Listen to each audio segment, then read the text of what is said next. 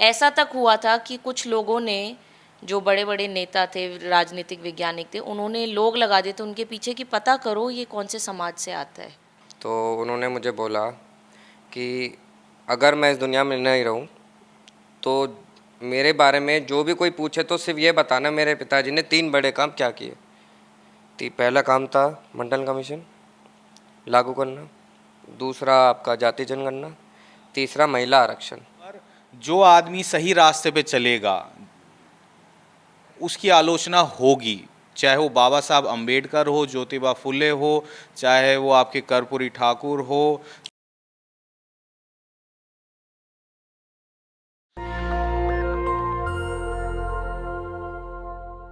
एक तस्वीर दिखा रहा हूँ मैं आपको, ये देखिए, ये तस्वीर है और कबीर की तरह तस्वीर लग रहा है, जैसे लगता है।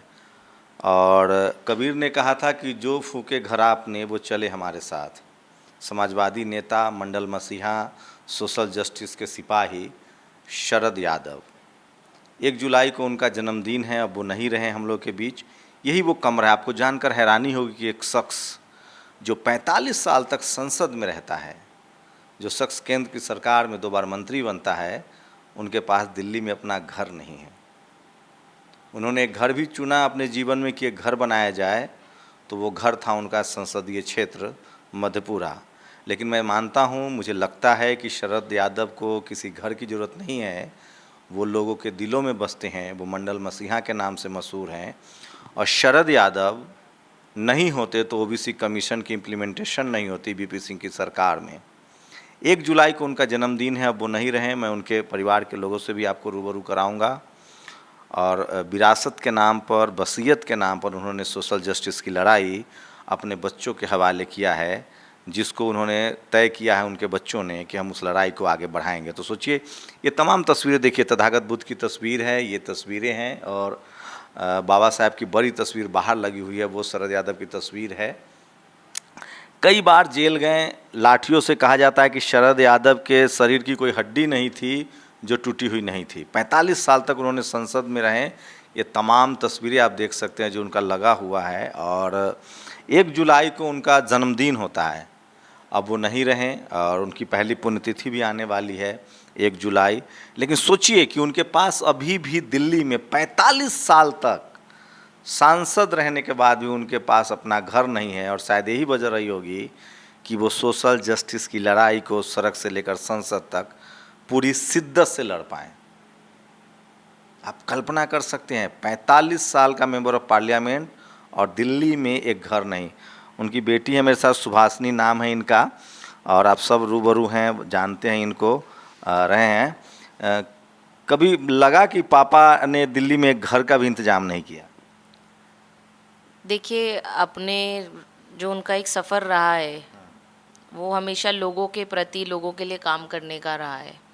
उन्होंने कभी अपने लिए या अपने परिवार के लिए नहीं सोचा, और यही संस्कार उन्होंने हम लोगों को भी दिए हैं। तो इस चीज़ का दुख ज़रूर था उनको अपने आखिरी क्षण में कि ज़िंदगी भर उन्होंने अपने आप को तो तपाए तपाए, लेकिन परिवार को सुरक्षित नहीं कर पाए। लेकिन हमारे लिए वो थे, और हमारे लिए हमारे बीच में थे, वही बहुत बड़ी बात थी। और हम उनको हौसला देते थे कि आप ठीक होगे और आप चिंता मत करो, फिर से हम लोग वापसी करेंगे अपनी। तो घर में भी राजनीतिक, मतलब आप लोग को समय नहीं दे पाए पापा की तरह? घर में भी जो भी बात होती थी, तो मुझे अंदाजा है जितना हम लोग मिलते थे तो राजनीतिक बात ही होती थी ज़्यादा। नहीं, कभी भी नहीं। मतलब उन्होंने कभी ना मुझे, मेरी माँ को, ना मेरे भाई को, किसी को भी राजनीति में उन्होंने अपने साथ इन्वॉल्व नहीं किया, और ना ही कभी कोई चर्चा करते। सारे मसले खुद ही हल कर लेते थे। कुछ कुछ वाक़ये होते थे जो इंसिडेंट्स हिस्टोरिकल रहे हैं, जो उन्होंने मेरी माँ के साथ साझा किए थे, तो वो हिस्टोरिकल चीज़ें वो साझा ज़रूर करते थे जो जनता के हित में हो, समाज के हित में हो। जैसे आपके साथ मैं साझा करूंगी, जब मंडल कमीशन लागू हुआ तो वीपी सिंह जी प्रधानमंत्री थे, तो खींचातानी चली रही थी कि किस तरह से मंडल कमीशन को लागू किया जाए। तो रात तकरीबन सुबह के 3:30 बज रहे थे, तो पिताजी मंत्री थे, तो वीपी सिंह जी का रैक्स होता है टेलीफोन, जो प्राइम मिनिस्टर जिस पे कॉल करते हैं, तो उस पर टेलीफोन आया मेरी माँ ने बोला मैं उठाती हूँ, तो मेरे पिताजी ने लेटे लेटे सोते हुए बोला कि नहीं रहने दो, मुझे पता है क्या है।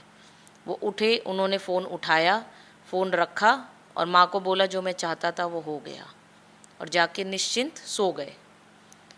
तो ये आप कल्पना करो कि एक ऐसे इंसान से, कि जब कोई इतनी बड़ी बात होती है कि देश में मंडल आयोग लगने वाला है, वो उस चीज़ में इम्प्लीमेंटेशन में उनकी एक बहुत बड़ी भूमिका थी, उस वक्त उन्होंने इतनी सरलता से इस चीज़ को लिया कि मुझे पता था ये चीज़ होनी है और समाज के लिए मैं ये काम कर रहा हूँ, और अब जाके वो फिर वापस सो गए और सुबह से अपने काम पे लग गए। मतलब उनको लगा कि वो जिसकी लड़ाई लड़ रहे थे वो सपना पूरा हो रहा सपना पूरा हुआ, उनकी मकसद पूरा हुआ और वो निश्चिंत थे। है। आप कैसे अपने पिता को देखती हैं? देखिए, अगर ये सब चीज़ें जब मैं सुनती हूँ उनके बारे में, तो मैं तो उनको एक ऐसा निडर आदमी के तौर पर देखती थी, क्योंकि वो हमेशा एक बात कहते थे हम बच्चों को भी और सबको, कि मैं डर के नहीं सो सकता, मैं डर के नहीं जी सकता हूँ और डर के सो भी नहीं सकता हूँ। तो जो भी काम करते थे, कुछ भी होता था, निडर होके करते थे, उनको किसी का डर नहीं था। और उनके जितने भी उन्होंने आज तक डिसीजंस लिए हैं, पॉलिटिकली भी, फैमिली भी, उन पे वो हमेशा उनको गर्व रहता था। आखिरी दम तक उन्होंने किसी भी तरीके से समझौता नहीं किया। हम ही लोग कई बार कह देते थे कि आपकी तबीयत ठीक नहीं है, कुछ करिए, किसी से बात करिए, पर वो अपने किसी भी सिद्धांतों से उन्होंने समझौता नहीं करा। मतलब अंतिम दिनों में भी इलाज के लिए भी कोई मदद नहीं चाहते थे कि कुछ कोई नहीं। किसी मंत्री को फ़ोन कर दें या कहीं से कोई है? बिल्कुल नहीं, बिल्कुल नहीं। एक छोटी सी गेस्ट अकोमोडेशन के लिए भी वो खुद किसी से बात नहीं करना चाहते थे। ये तो मेरा भाई, मैं, हम लोगों ने मिलकर अपना बात करके करवाया, पर वो खुद किसी से बात नहीं करना चाहते थे। मतलब अंत तक उनके मन में ये था कि मेरा जो सफ़ेद दामन है वो कभी उस पर कोई छींटा ना पड़े किसी भी प्रकार का। वो यही जीवन जीते हुए आए।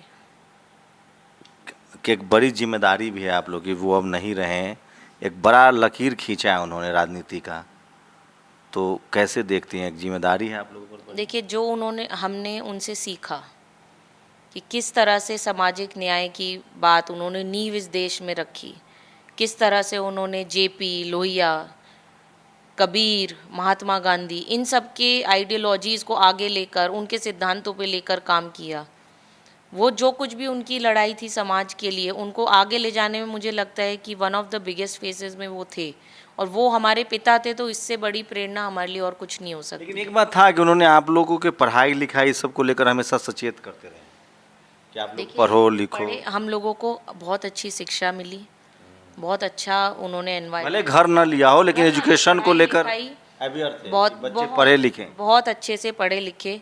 और इस पे भी मैं एक बात आपको बताना चाहूँगी कि जो वो उन्होंने सहा अपने बचपन में, अपने स्टूडेंट लाइफ में, अपने एजुकेशन लाइफ में, उन्होंने अपने बच्चों को उससे नहीं गुजरने दिया। उसका सबसे बड़ा एग्जाम्पल ये रहेगा कि उन्होंने हमारे नाम के आगे यादव नहीं लिखने दिया।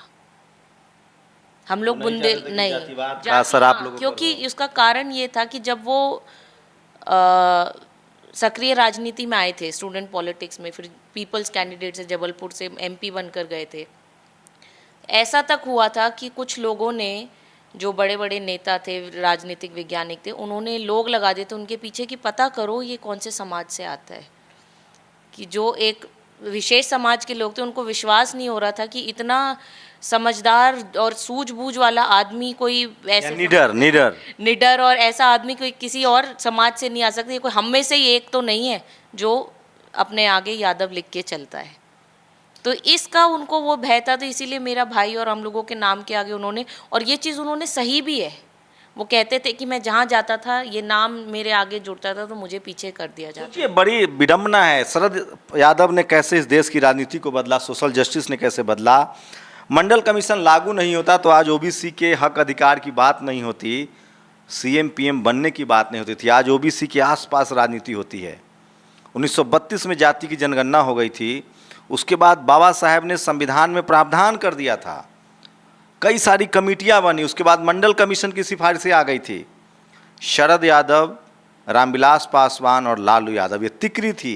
मान्यवर कांसीराम साहब सड़कों पर संघर्ष कर रहे थे और तय था कि इस देश की जो शोषित वंचित समाज में जो पिछड़ी जातियां हैं, जो किसान कम्युनिटी है, उसको एक बड़ा अधिकार, जिसकी आबादी लगभग 60% है, वो एक बड़ी लाइन थी। उसके बाद से ही जब मंडल कमीशन लागू हुआ तो इस देश के ओबीसी समाज को पहला आईएएस मिला, जब मंडल कमीशन लागू हुआ तो आज दबाव है लोगों पर कि आपको ओबीसी को मुख्यमंत्री बनाना होगा, एससी एसटी ओबीसी की यूनिटी की बात हो रही है। शरद यादव हमेशा चाहते थे, जब भी हम लोग कई बार मिले उनसे, वो कहते थे कि एक दौर आएगा जब शोषित वंचित समाज, जो 90% की जो आबादी है, वो एक मंच पर बैठेगा और उसकी राजनीति होगी, वो राजपाट में भागीदार होगा और देश संविधान से चलेगा, डेमोक्रेटिक सिस्टम जो है वो पूरी तरह से इम्प्लीमेंट होगा। मेरे साथ शांतनु हैं और क्या क्या क्या कहेंगे, उनकी पहली जन्मदिन है जो अब वो नहीं है, और किस तरह से आप देखते हैं कि आपके पापा थे, उसके बारे में बताइए कि एक पापा के तौर पे कैसे देखते हैं, और राजनीति कभी तो कुछ कहा होगा कि मेरे रास्ते को कैसे आगे बढ़ाना है, आप लोग क्या करना चाहिए? नहीं, जैसे आपने भी राजनीति की बात करी हमेशा मुझे पापा से, मैं पहले कभी राजनीति की इतनी बातें नहीं करता, जब वो बीमार हुए उसके बाद वो मुझसे डिस्कस करने लग गए पॉलिटिक्स।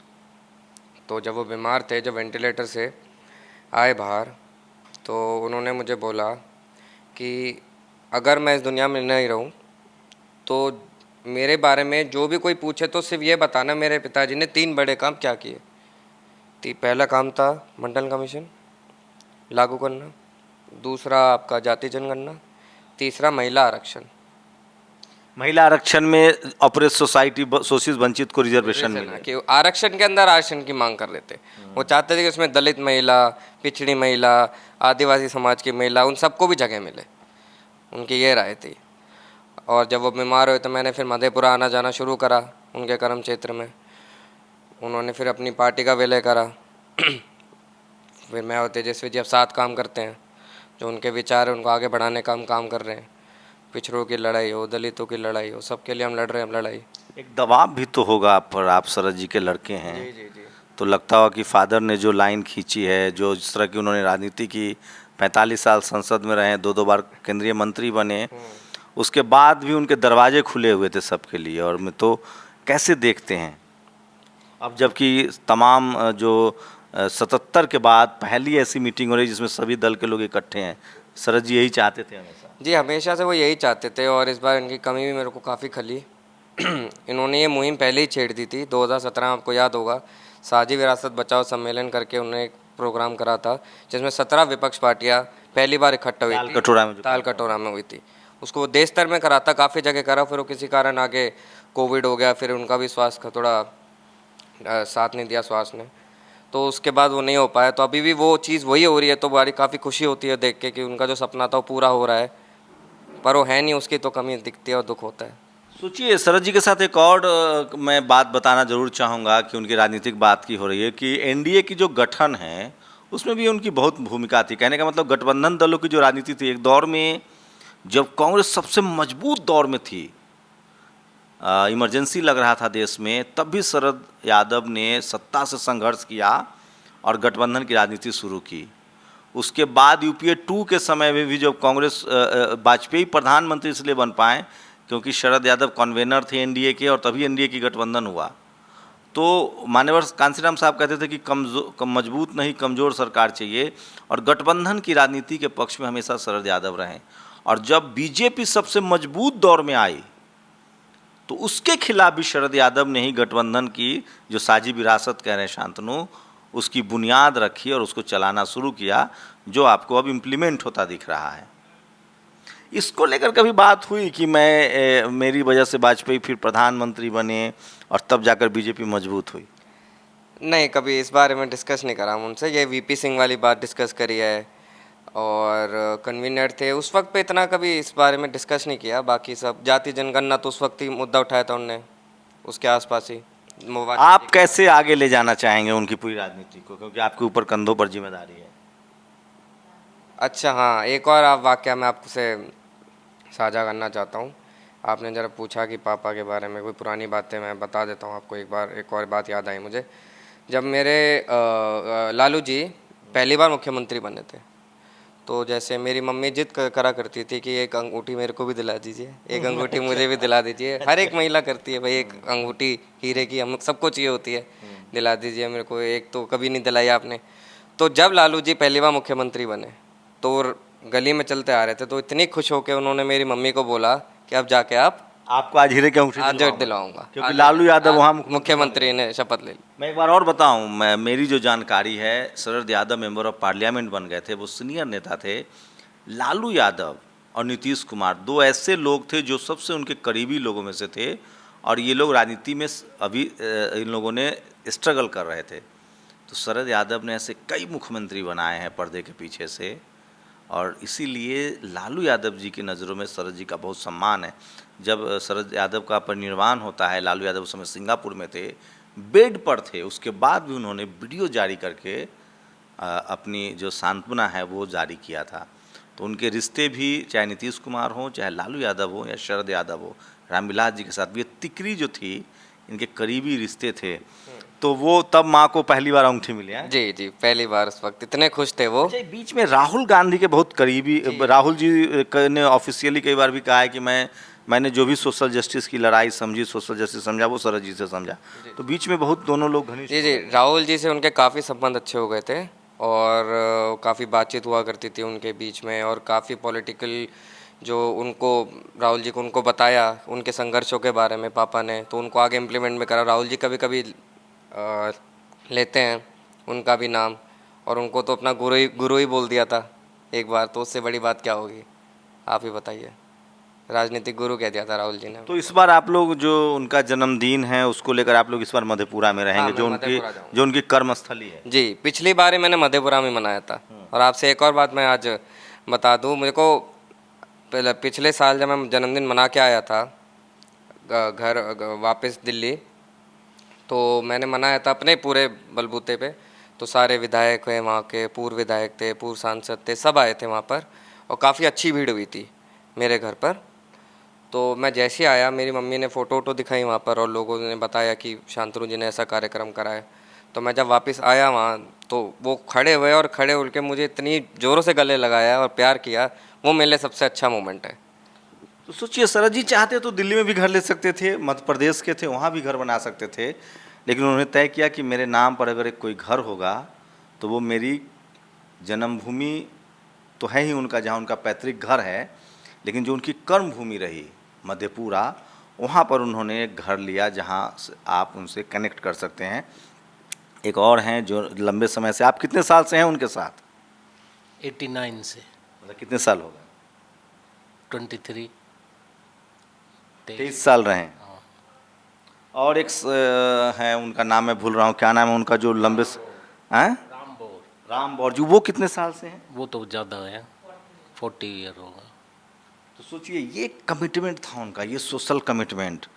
किसी ने कहा है कि किसी के घर में उनके सहकर्मी, उनके कलीग कितने लंबे समय तक रहते हैं, उस बात से उस आदमी का चरित्र दिखता है कि वो आदमी कितना सहने वाला है, कितना अपने लोगों से रिश्ते अच्छा लगता है। तो सोचिए, शरद जी के यहाँ जो उनके सहकर्मी हैं, जो सहयोगी हैं, ये 29 साल से हैं, और राम बौर जी हैं 33 साल से हैं, और राम बौर जी हैं वो 40 साल से हैं। इसका मतलब है कि कुछ तो बात थी उस शख्सियत में कि उनके साथ जो काम करने वाले लोग हैं, खाना बनाते हैं वो भी 17 साल से। हाँ, जो घर पर खाना बनाते हैं वो भी 17-18 साल से। तो किसी ने कहा है कि कोई आदमी कितना अच्छा हो सकता है, इसकी शिनाख्त इस बात से कीजिए कि उस आदमी के साथ उनके सहयोगी, चाहे वो किसी तौर से हो, वो कितने लंबे समय से। जी सुहासिनी बताइए। हाँ हाँ।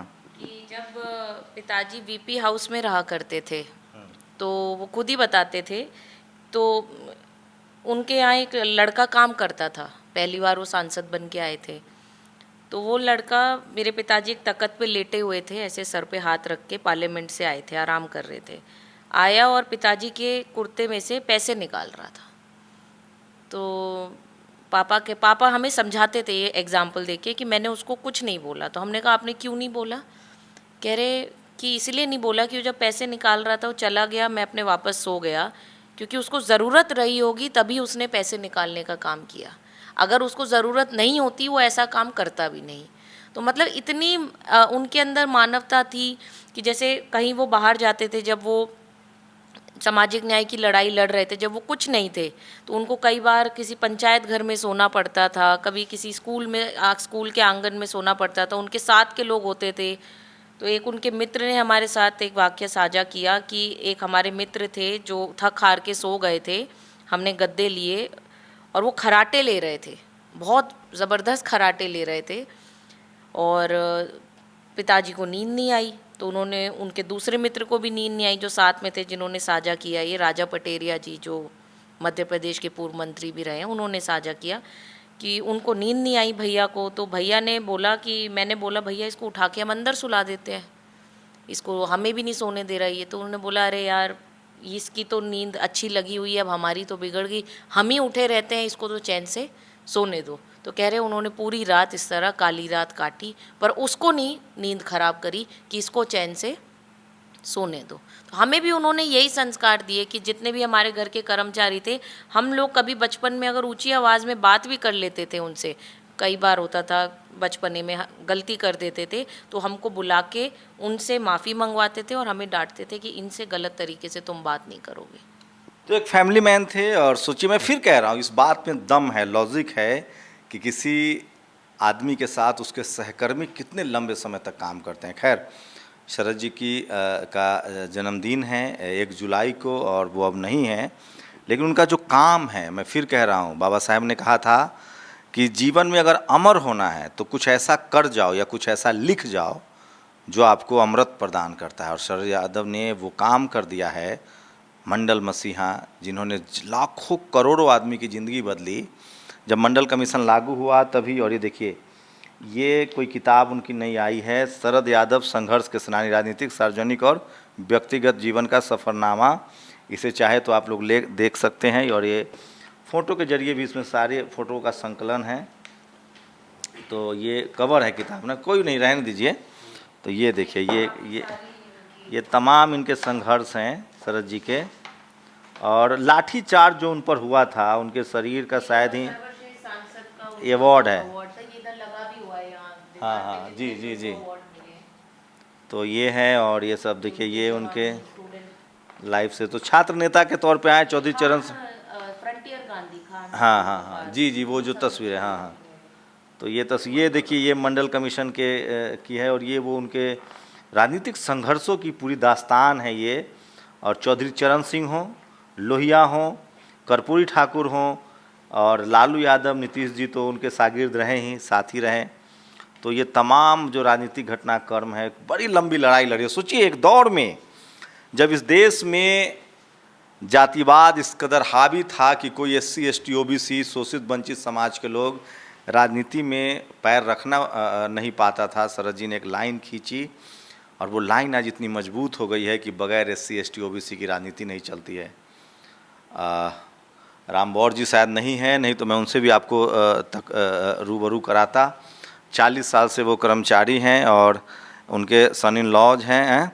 आप तो इस परिवार से जुड़े हैं, तो पहले से पता था शरद जी के बारे में? नहीं, मेरे फादर ने जनता दल यूनाइटेड ज्वाइन करी थी 2011 में, उनको हरियाणा का प्रदेश अध्यक्ष बनाया गया था शरद जी द्वारा। तो मेरी शादी 2012 नवंबर में हुई। तो जब मेरे फादर ने ज्वाइन किया पार्टी को, तभी मेरे को उनके बारे में वैसे जानने को मिला, क्योंकि तब तक मेरी एक लाइफ, एक कॉलेज लाइफ थी, तो उसमें एक राजनीति में इतना लोग सक्रिय नहीं थे। हालांकि मैं एक राजनीतिक बैकग्राउंड से आता हूं, पर उस समय इतने सक्रिय नहीं थे। पर उसके बाद मैंने उनको जाना, उनकी एक इतनी बड़ी पर्सनालिटी थी देश में कि सब लोग उनके, क्योंकि हम लोग बाद में उनके बारे में जाना कि जब वो सदन में बोलते थे तो सब लोग बड़ा खामोशी से उनकी बात को सुनने का काम करते थे। लेकिन कुछ लोग थे जो बहुत आलोचना भी करते थे। देखिए, आलोचक तो सबके ही होते हैं, चाहे आज गांधी जी ने क्या काम किया, लोग आज उनकी भी आलोचना कहीं ना कहीं करते हैं। जो महान होएगा उसकी आलोचना जरूर होएगी। उन्हें मंडल, आलोचना इस संदर्भ में होती थी कि बहुत लोग नहीं चाहते थे कि इस देश में गरीबों की लड़ाई लड़ी जाए, उनको अधिकार दिया जाए। शरद जी उसकी लड़ाई लड़ रहे थे, इसलिए जो पावरफुल लोग थे, पावरफुल कम्युनिटी थी, वो आलोचना करती थी। ये बात बिल्कुल सही है। आज भी आप देखिए, जो लोग, जो आज करंट में जो सरकार काम कर रही है, अगर मैं थोड़ा सा विषय से अभी थोड़ा दूर हो जाऊंगा, पर जो आदमी सही रास्ते पे चलेगा उसकी आलोचना होगी, चाहे वो बाबा साहब अंबेडकर हो, ज्योतिबा फुले हो, चाहे वो आपके कर्पूरी ठाकुर हो, चाहे लोहिया जी। एक सवाल लीजिए, आप इस फैमिली से जुड़े, उसके बाद बाबा साहब ज्योतिराव कर्पूरी ठाकुर के बारे में जानिए या पहले जानते थे? देखिए, बाबा साहब के बारे में और महात्मा गांधी जी, ये लोग, ज्योतिबा फुले, ये तो इनके बारे में तो सब जानते ही थे। ये तो पढ़ने को भी मिलता था। आजकल लगता है कि किताबों में से हटाया जा रहा है।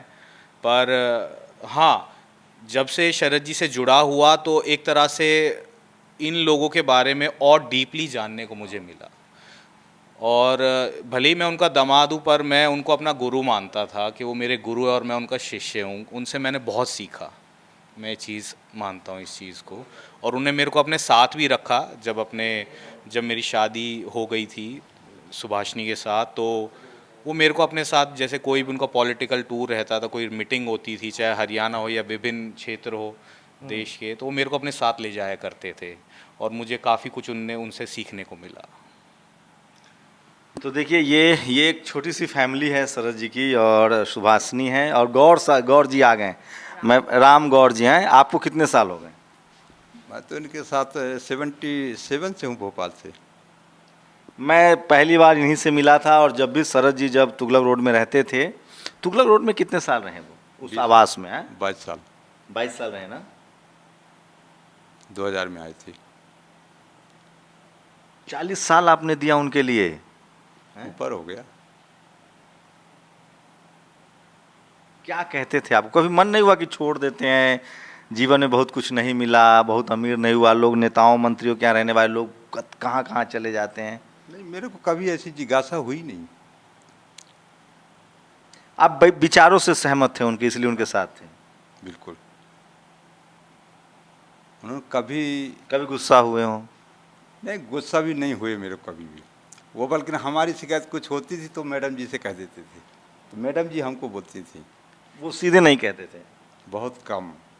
उनके नहीं रहने के बाद भी इतनी तकलीफें हुई, परिवार के पास घर नहीं है, परिवार दूर शिफ्ट हुआ, आप छतरपुर में मुझे मिले थे, और जहाँ उनका परिनिर्वाण हुआ, आपने लगभग कितना किलोमीटर साइकिल चला के आप आ रहे थे?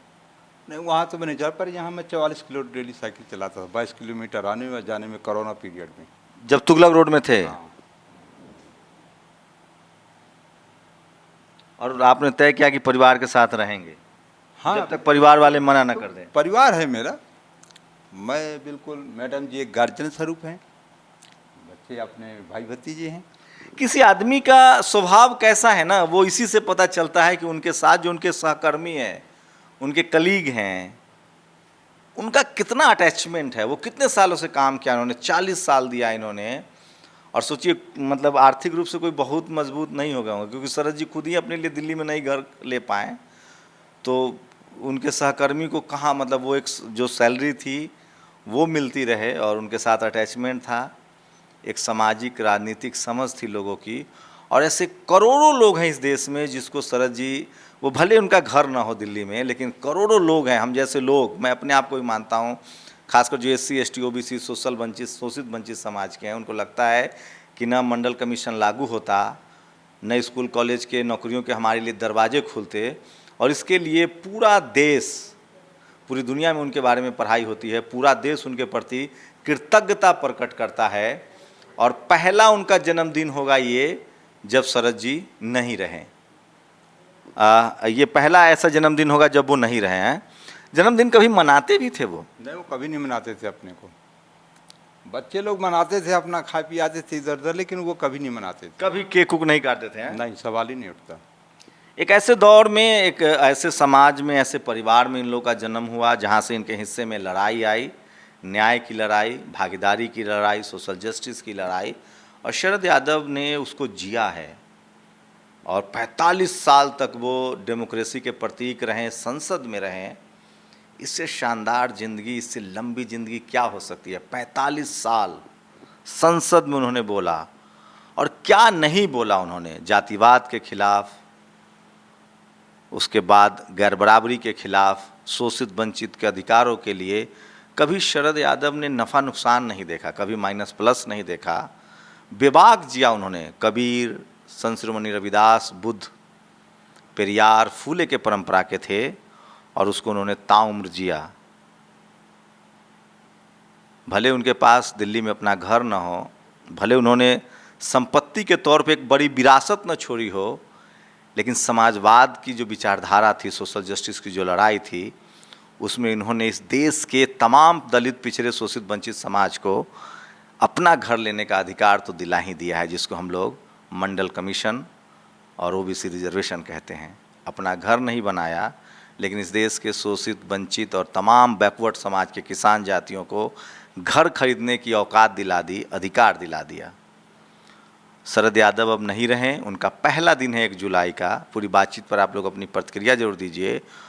और क्या लगता है आप लोग कि जो लड़ाई शरद यादव ने शुरू की थी वो अब जाकर रफ्तार पकड़ रही है, और SC, ST, OBC, किसान जातियों को लेकर बहुजन समाज के लोग उस लड़ाई को अब और बड़ी संख्या में लड़ रहे हैं। सुभाषिनी हैं, शांतनु हैं, राजनीति में वो लोग जाएंगे, बड़ी जिम्मेदारी है उन लोगों पर। देखना पड़ेगा, नज़र रखिए कि जो उन्होंने विरासत, जो उन्होंने बड़ी लंबी लाइन खींची है, उनके जो ये दोनों लोग हैं वो उस लाइन को और कितना बढ़ाते हैं। आप लोग की प्रतिक्रिया भी बहुत ज़रूरी है। मैं फिर कह रहा हूँ, शरद यादव उस दौर के नेता थे जब इस दौर में राजनीति के लिए कोई सोच नहीं सकता था शोषित, वंचित समाज के, और उस दौर पर, उस मुहाने पर इस लड़ाई को लाके खड़ा कर दिया है जब इस देश के शोषित, वंचित समाज की बगैर बात किए हुए राजनीति हो नहीं सकती है। तो ये कमाई थी शरद यादव की। आप लोग की प्रतिक्रिया बहुत ज़रूरी है। कैमरा आशीष के साथ शंभू कुमार सिंह, नेशनल दस्तक, दिल्ली। नेशनल दस्तक की आपसे गुजारिश है कि अगर इसको बचाना चाहते हैं तो नेशनल दस्तक को सब्सक्राइब करने के लिए रेड कलर के सब्सक्राइब बटन को दबाएं, फिर बेल आइकन की घंटी दबाएं। नेशनल दस्तक को बचाने के लिए बहुत ज़रूरी है कि हर खबर को शेयर करें, लाइक करें, कमेंट जरूर करें।